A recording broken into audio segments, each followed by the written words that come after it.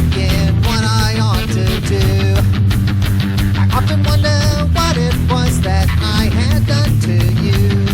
Why don't you tell me why it hurts so bad? Why don't you tell me why you're not sad? Broadcasting over CB Radio from the abandoned Long John Silver's behind the abandoned Pizza Hut on Center Avenue in Bay City, Michigan. It's Everything, Anything, and Nothing Really with your hosts, Eric Walensky and Matthew Maynard. Hey folks out there in listener land, I'm Eric. I'm Matt. And good evening to you, Matt. Good evening, Eric. How's it going? I wish I could say it's going well, but it's not. Oh, well, that's not good. What's wrong? Well, I started a new business. Oh. I guess I wasn't thinking. Yeah. I guess during a pandemic when everybody is locked inside is not a good time to start a virtual escape room. A virtual escape room? Well, I thought, people aren't going out to escape rooms so they could have the fun of it in their house. But it turns out that a lot of people seem to know how to get out the front door of their house. Well, and that's the thing. Once they get out of the escape room, they're still stuck at home. Yeah. I mean, I don't know. It wasn't well thought out. Nobody was paying for this anyway because people were already stuck in their homes. So. Yeah, I think it's super interesting, escape rooms, that people will pay to be trapped somewhere just to get out, even though they're not really trapped. Right. You're paying for the illusion of being trapped. And then you're trusting your wits to get you out, even though you can still just get out. Right. And I mean, who thought of that in the first place? I mean, somebody's like, you know what there's a demand for? People really like being trapped. People have seen Saw so many times. They think they're clever enough to escape from Jigsaw. Yeah, I've done my fair share of escape rooms. Your fair share? What is your fair share? That's an interesting... 5. Oh, 5. That is your 5. fair share. That would be fair. That's fair, right? Yeah. That's not taking more than I'm allotted. Well, you did mine and yours both. Oh, can I have your portion? I want to do one more. No, I just thought, set up something that would be, there's got to be something to entertain people and give them some kind of memory of their past, normal sort of life now that everybody's locked up or a lot of people are still quarantined or Sure. whatever is still going on throughout the country. I know there are some places where that's been lifted. And I get it. But I can see why it failed, though, because people don't want to be reminded that they really can't go anywhere. Yeah, that was another part I didn't think through. It's like, yay, we got out, but the bars are closed. Right. There's nowhere else to go except back in the house. Well, hey, A for effort, man. A for effort, because everything's going virtual now. Yeah, that's true. Everything, I mean, it's really changed everything, this whole pandemic, the way everything is now virtual and we don't have to leave our homes for anything now. I've done a lot of FaceTime with friends. I've got a party app on my phone. I've played some virtual trivia. Yeah, I've done lots of stuff over the interwebs. Mm-hmm. But it's not just small things like keeping in touch with people that has gone virtual. They're even talking about having a virtual Burning Man this year. How would that work? Yeah, the Burning Man Festival, it's normally held out in the desert in Nevada. It's in August, but because of the way the things are going with this pandemic, they're already thinking that they're not going to have it. They don't think that it's safe to gather 80,000 people in one place. So, yeah, my question is, was it ever safe to gather 80,000 people in one place like that? Yeah. But Burning Man, it started in 1986, San Francisco. 2 guys built an 8-foot figure on a beach, and they burned it for the summer solstice. And that somehow turned into 80,000 people going to the middle of the Nevada desert. And now they won't. And now they won't, but they're going to do it virtually. So I guess that means that if I want to participate, I'm just going to have to eat mushrooms, build a yurt, and run around naked in my own backyard. Well, that's Tuesday for you, so. They're going to be live streaming dance and art exhibits. My biggest question is, do hippies even know how to use the internet? They say, how do you log into this thing, man? That was a good hippie. Was it? Oh, I'm gonna get letters now from hippies. You used a stereotypical voice, man. We don't all talk like that, man. Well, you kind of are right now. Oh, don't pull punches with me, man. Yeah. No, I've seen pictures of Burning Man. It's like Mad Max meets Old Navy. There's women in bikinis on mopeds, and then there's men wearing nothing but a Tarzan loincloth and a stylish cowboy hat. That So sounds like our old theater after parties. it does, You right? know? It really does. Yeah, one news station reported that Burning Man had less nudity and more drugs. See, I like a healthy balance. Yeah, I was gonna say, is that a good thing or a bad thing, or I don't know. Well, yeah, too much one way or the other, and it's pretty much bedlam. You have to maintain a healthy nudity to drugs ratio. Mm-hmm. Yeah, I can see that. But it seems interesting to me, like that they'll do a virtual Burning Man. Yeah, are you gonna go to virtual Burning Man? I might. I'm thinking about it. I still have my old loincloth from when I went to Burning Man back in the 60s. Okay, man. That's stupid. Do you have to? I'm assuming. Do you have to pay to join virtual Burning Man? I don't know. I know real Burning Man, you have to get a ticket. Real Burning Man. Real Burning Man. You have to get a ticket, and it's like $80 to drive your car into the 6-mile long stretch that is Burning Man. So I don't know if you'd have to get a ticket for virtual Burning Man. I'm sure there's got to be some cost Yeah. involved. I mean, getting 80,000 people on one Zoom call has got to be rough. Right. Real Burning Man sounds like it would have been a nickname for Richard Pryor at one time. That's terrible. It's good though. It's clever. You're on your toes. I like that. Virtually on my toes. Not really. They're thinking about maybe having the Democratic National Convention virtually.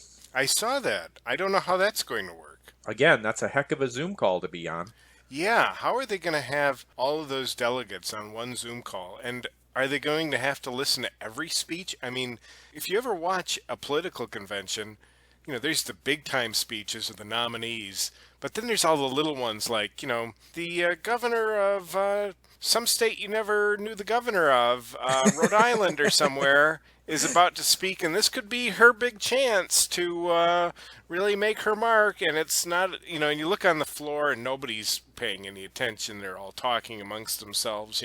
To be fair, Matt, most states have governors I've never heard of. I don't know about you. I am not up on that. You can't just rattle off all 50 at a party like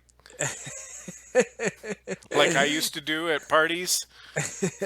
No, I do it not virtually now. Yeah, back in college when I was, in my loincloth, I could name about half the governors. Okay, well. That's not true. I named the governor of my own state. That's about it. Okay. Well, I never named a governor, so they already had their names. I guess for the full experience at the virtual Democratic National Convention, you want to get some virtual goggles, 3D goggles, and a motion capture suit so you can get the full effect of Joe Biden coming up behind you and massaging your shoulders. I guess that's the real virtual Democratic experience there. And then a month later, when the accusations start flying, and Joe Biden will say, "I was never there. I wasn't in his house." Oh, exactly. And he wouldn't be wrong. That's true. I like that. But I was thinking about other political convention things that will be different now. Like, remember, in the past, there have been some dramatic political convention moments, and some maybe worked well for television. I don't know that they'd work well with no audience in the room. But, like, think of in 2012 when Clint Eastwood brought a chair out on stage and started yelling at it as if it was Barack Obama. That killed with the crowd in the hall. I don't think it would go over as well if there was no reaction. He would come off as a crazy person, as well, as you would. It loses something. Virtually talking to a chair is not the same as talking to a chair in front of a crowd. Right. I mean, when you've got the crowd on your side, it's okay, I guess. But when you're doing it in a studio where there's no reaction, it's just that's just dead. That's the end of your career. Can I get the camera guys to laugh a little bit? It gives me energy to talk to the chair. Chuckle it up, guys. See, we should have had, like, at every convention, there should have been somebody yelling at a chair at some point. I mean, like back in 1940, have Frank Morgan or somebody yelling at a wheelchair. Shame on you. You are the president? Frank Morgan, who played the wizard in The Wizard of Oz, and he'd be like, I can't give you a vote, but I can give you this watch. There's been some news about the possibility that the Democratic National Convention will become virtual. Now, it's still, we're a few months out. Things are fluid. Anything can happen. But I've been trying to find information about whether the Republicans are going to do the same. And there's very little out there right now about whether they will or they won't. They're kind of being a little coy about it. But I read that the convention, the Republican National Convention CEO, Marsha Lee Kelly, told reporters recently, quote, "Public safety is paramount, even if delegates have to wear masks and social distance in the arena." And then she goes on to say, quote, "4 months from now is like a world, a universe away. We are moving full steam ahead to a historic convention." Did she say it that way, or are you hearing it that way? That's the way I hear it when I read it, because this is a woman who's, I mean, you would expect has been organizing this event for a few years now, and now she's asked about, well, 4 months from now, oh, I can't even think about that. 4 months from now, that's a universe away. I don't know if she took a sing-songy tone like that, but, you know, it's fun to pretend, right? Well, I don't know. It could be. But then the article I was reading went on to say, now, I mean, you can imagine how it would look with having a convention with people wearing masks and all having to stand 6 feet away from each other. That's going to be weird enough. Mm-hmm. Then it goes on, the article I was reading goes on to say, and nobody knows if the convention center might be in use as an emergency 600-bed field hospital, as county leaders have proposed. Yeah. See, that's just weird. Yeah, that would be, to have the delegates like around hospital beds and stuff cheering, that would be weird. Can you picture that phone call? Doot. Hey, Charlotte Convention Center. Yeah, are you going to be a hospital in a few months? Can you imagine calling anywhere? Like, you know, this July, are we going to have to call Comerica Park? Like, hey, are the Tigers going to be playing baseball, or are you going to be a hospital? Could be, you know. I mean, I hate to laugh about it, but I just did. It could be a little bit of both with the way the Tigers are playing. Oh, I went there. I'm sorry. Yeah, not only are they doing virtual conventions, virtual Burning Man, I just saw an article on how to have a virtual prom. Oh, yeah? Oh, yeah. I've heard that there are going to be virtual proms. I did hear about that. Because, like, you know, why should a pandemic stop a prom? I mean, you got your dress, you know, you've done your promposal. The only thing left to do is to choose the platform that you and your friends are going to get on and virtually have your prom. Good Lord. Do you want to use FaceTime or Skype or Google Hangouts or Zoom or House Party? There's benefits to all of them. Find your background. Add mood lighting. Choose a fun theme. See, that grabbed me right there. Choose a fun theme. You know, a pandemic under the stars. You could have, that could be something you could have a lot of fun with. You could have like a night at the health department. or In line at the grocery store. 6 feet apart, but always in my heart. Oh, that's a great one. I love that one. Or you could have enchantment under the mask. Oh, along those lines, you could have a medieval masquerade and just replace the Black Plague with COVID-19. Everybody's wearing masks anyway, so yeah, you might as well do a masquerade. There you go. I think the best theme would be I wasn't going to prom anyway. And because that's just what do you do? I'm sitting in the bedroom talking to my friends. I wasn't going to prom anyway. Well, that's what you're doing. I was thinking also you could have one, because people will do like Vegas as a prom theme or something like that. You could do Vegas, but with gloves, because who knows who touched those slot machines first. Right. I love it. Or if you're in Georgia where they're really eager to open up the bowling alleys, you could have a bowling alley paradise theme. Yes. Pins and prom. Pins in paradise. Yeah, Right. there's a lot of good ways to go with that. This brings up a lot of questions for me though. Like, how do you virtually spike the punch at prom? Yeah. That seems difficult. How do you Or virtually show up at the last minute and punch out the bully who's dating the girl of your dreams? That's kind of hard to do through Skype. how do you do like my prom date did and just dance with everybody but me? Exactly. How do you virtually get dumped at prom? Right. Just all of a sudden the network connection goes out. It's like, hey. Suddenly I can't get back onto this platform. No, I've Yeah. seen there are some of those tips that tell people what to do for their virtual prom. Mm-hmm. And I get a kick out of the add mood lighting one. That's funny because it says light your favorite candles, hang some twinkly lights, or reposition the cute lamp from your bedroom. I mean, who's been in my bedroom? How do they know I have a cute lamp? Right. And The what's a cute- cute lamp? I've never had anybody say to me, that is a cute lamp. That is adorable. You know where that would go good? Prom. It is. It's my prom lamp. Yeah, those prom tips, you can have a prom parade.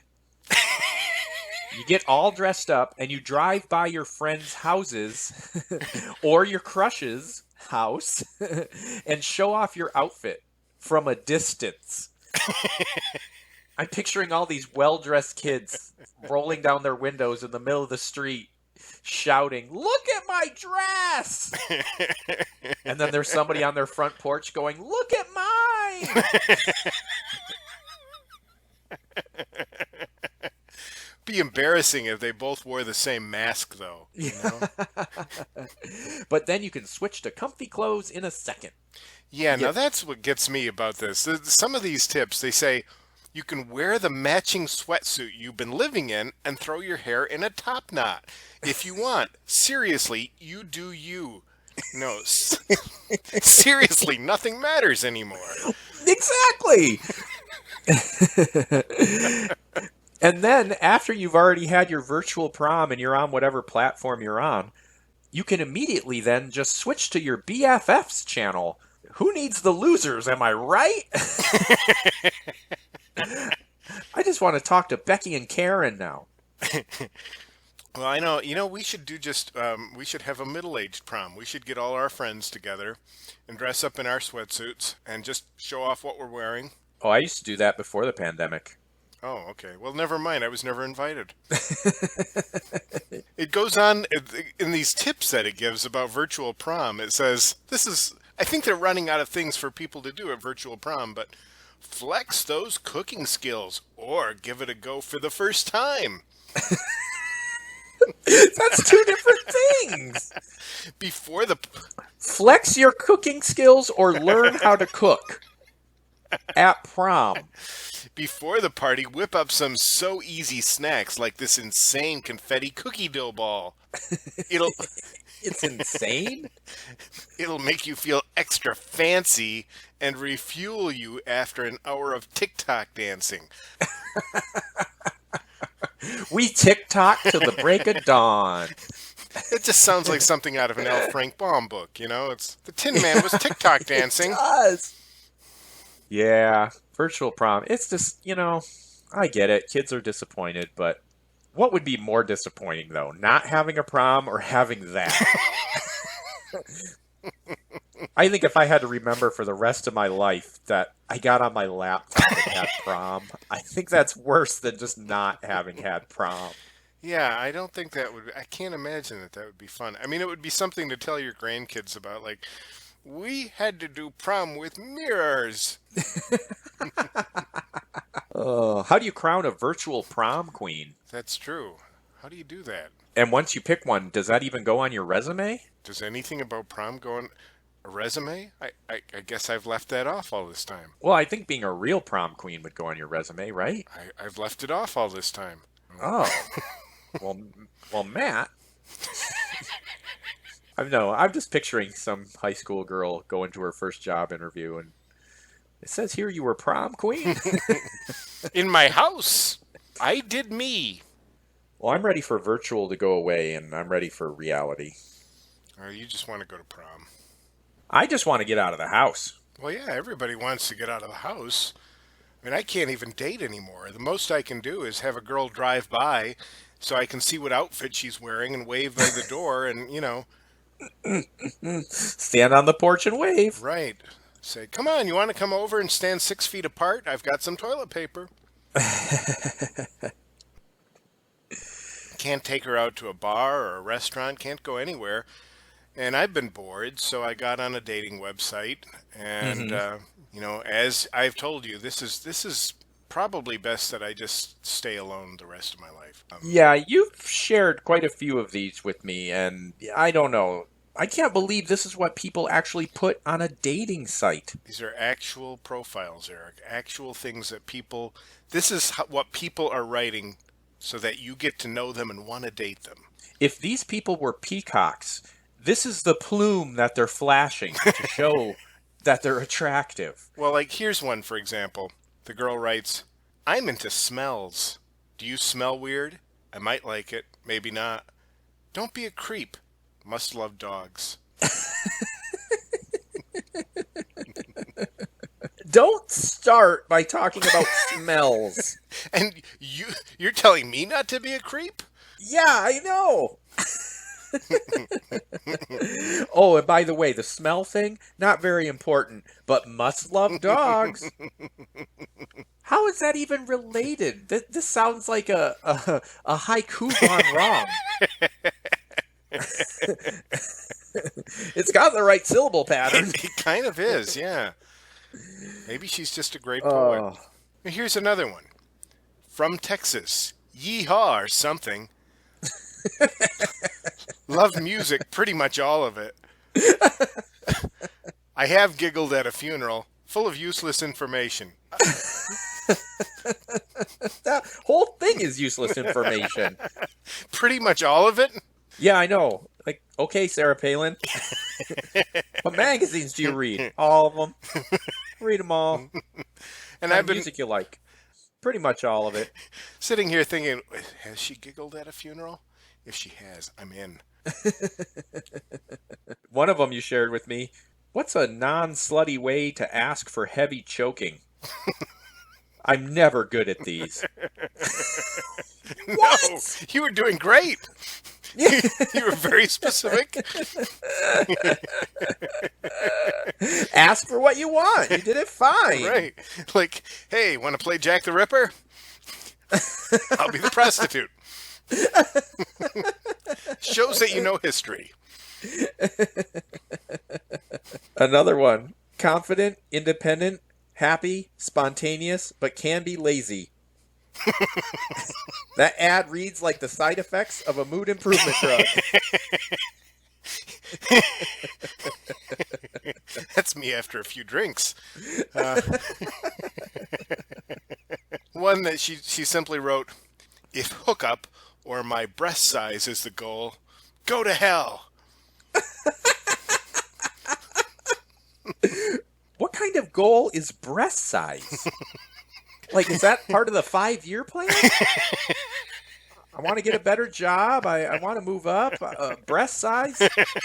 What? How's that a goal? And all of these women, all of them, I mean, all the ones that are in my age range, they all seem to have children, and all the children are amazing. They all write that their children are amazing. So, like, one time, this one girl writes, amazing 7-year-old princess. Does that mean she's a queen? I guess. And another one writes, I have 3 amazing kids that will always come first in my life. Unfortunately, I can't have any more. Love to listen to jazz.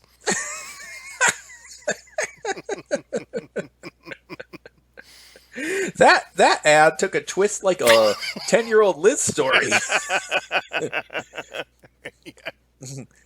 That's a long, long story. I'm thinking, thinking that last line was just added on months later after she originally wrote the other part or something. Right. Oh, it totally does. Like she left it at, unfortunately, I can't have any more. And then she went back and was like, no, I got to punch this up. Love to listen to jazz. Another one writes, mother to the most amazing kid in all the land. All the land? What? Are you living in a medieval German forest? What? Who writes like that? What land? And then there was this one woman who writes, I'm almost 47, have 3 amazing kids learning to live their adult lives. I am in the middle of a divorce, not looking to be anyone's one-night stand. I'm plus size. You want to help me gain my weight loss goal? That would be great because I need a new gym buddy. So, help me gain my weight loss goal. Help me gain my weight loss goal. So are you trying to gain or lose? Yeah, that's a little confusing. I am. Yes, I am very confused by that. Then the other thing, she says, 3 amazing kids learning to live their adult lives, which to me, if you're reading the subtext, that sounds to me like my kids are total screw-ups, but I love them anyway. She needs a new gym buddy. What was she doing in the gym with her old gym buddy? Is that a euphemism there? I need a gym buddy. Wink, wink. Yeah, some of these too, they try to be funny. Mm-hmm. And I don't know. Is this funny? I sexually identify as a microwave dinner. I'm ready in 5 minutes, looking nothing like the photos, and I'm satisfying enough that you want me again when you're desperate. I love that one. And a side of cranberry sauce. I mean, I don't know if does that really reveal anything about her personality? Like that she's witty, she's self-deprecating. Does that appeal to you, Matt? Well, I'm suddenly hungry for a microwave dinner, but other than that, I don't know. Well, how about this one? If you want a normal life with a normal girl, yeah, not it. Currently in between careers. I got fired from the sperm bank for drinking on the job. Wah, wah, wah. You know, between the two, I'm going with microwave dinner. That one. There's one that she wrote, newly single, my friends and family describe me as easygoing and sweet. I have been known to have the best fire pit in town, which I really hope is a euphemism. Oh! Who's talking about somebody's fire pit? Like, everybody likes gathering around my fire pit. Wink, wink. Here's another one trying to be funny. What do you call a laughing motorcycle? A Yamaha. ah ha ha ha. Exactly. Come on. Save the puns to the professionals. Here's one who wrote an entire scene between a waiter and herself. The waiter, what would you like? Me, a T-bone steak, please. Waiter, are you sure? I mean, our New York strip is good enough. Me, no, I'd like both the strip and T-bone. It's more enjoyable, thanks. Waiter, but the strip is satisfying enough, and it costs less. It really would be just as good. Me, no thanks. Waiter, okay, but are you sure? This is how you jerks sound trying to convince me I don't want a relationship and should just hook up with you. I want the T-bone steak, okay? And then on the bottom she has an asterisk, the T-bone steak is a relationship.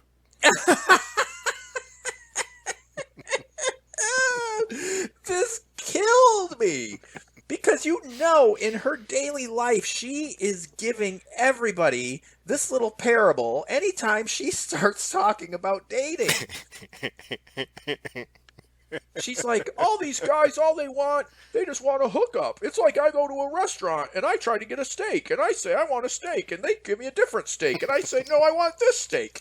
You know she talks everybody's ear off with that little story, Matt. You know she thinks that's hilarious. And it kind of is, but... Well, not for the way she thinks it is. I love the asterisk, like you didn't get it, right? Yeah, I know. You just had to lay it out there, you know? It's like some kind of big mystery reveal. Oh, that's what she meant. I can't do symbolism. And then there's this one. Recently broke up with my husband of 12 years because he didn't like the way I take my coffee. I take my coffee the way I like my women, without my husband inside of them. Now this one confuses me because she takes her women. I don't. What is she trying to say here? Maybe that's why they broke up. And also, what does this have to do with the coffee? What has her husband been doing with her coffee when she's not around, you know? Also, if you break up with your husband, it's called a divorce. There's a word for that. It's not a breakup. And this last one sums up all the reasons why it's difficult to do online dating. This one says, 5'9". I don't care how tall you are. Treating me well is better than having good looks. Divorced, small business owner. Lift heavy. Jeep parts are better than diamonds. MAGA, eat all the meat. Metal and old country. Simulation theories. Golf and beer. Can get laid on the people mover. Make me laugh and I'm yours forever. No leftists, no religion, no kids, no betas, no femmes. Keep trucking and free Alex Jones. I don't have a decoder ring, so I don't know what's going on here. This thing is starting to read like Jeopardy categories. Your categories for Double Jeopardy: MAGA, eat all the meat, metal and old country, simulation theories, golf and beer, get laid on the people mover. Notice that people mover is in quotations, and we're looking for sexual euphemisms. Oh my gosh. I feel sorry for you, Matt. I'm sorry. That's what's out there. Yes. I mean, it's entertaining. Don't get me wrong. I mean, my boredom was relieved by this, but it's, yeah. Wildly entertaining. I'll keep my eyes open. You know, we might find some more good ones to talk about. Yeah, keep your eyes peeled. You never know. I don't know what that's supposed to mean, but I just threw it out there. Well, I think that's a good place to wrap it up for this week. I'm about to throw some hush puppies in the fryer, Matt, if you'd like some. Hush puppies. That's one of the advantages of broadcasting from an abandoned Long John Silver's. Yeah. How old are those hush puppies, though? They say you got to eat them by June of 2014. Let me see. No, it says best if eaten by June 2014. Ah, we're still in business. Go for it. Well, all you folks out there in listener land, like us on Facebook, like us on iTunes, like us wherever you like things. Right. Tell people about us. I mean, Yeah. just tell random people on the street. Tell your friends about us. Tell your enemies. But do not tell our enemies. Especially some of the women that we featured in this week's profiles on dating. We might have made a few enemies. You know what? I'd love if there was somebody out there who heard this and went, "That's my ad." It could be the start of a beautiful relationship. You never know. Yeah. So for everything, anything, and nothing really, I'm Eric. I'm Matt. And the Hush Puppies will be ready in about 10 minutes. We'll see you next week. Why don't you tell me why? Just think so.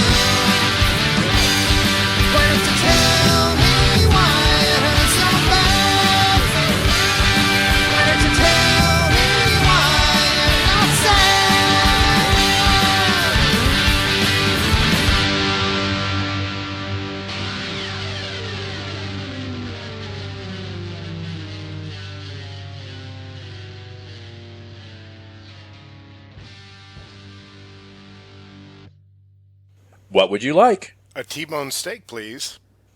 Are you sure? I mean, our New York strip is good enough. No, I'd like both the strip and the T-bone steak. It's more enjoyable. Thanks. But the strip is satisfying enough, and it costs less. It really would be just as good. No thanks. Okay, but are you sure? The T-bone steak is a relationship.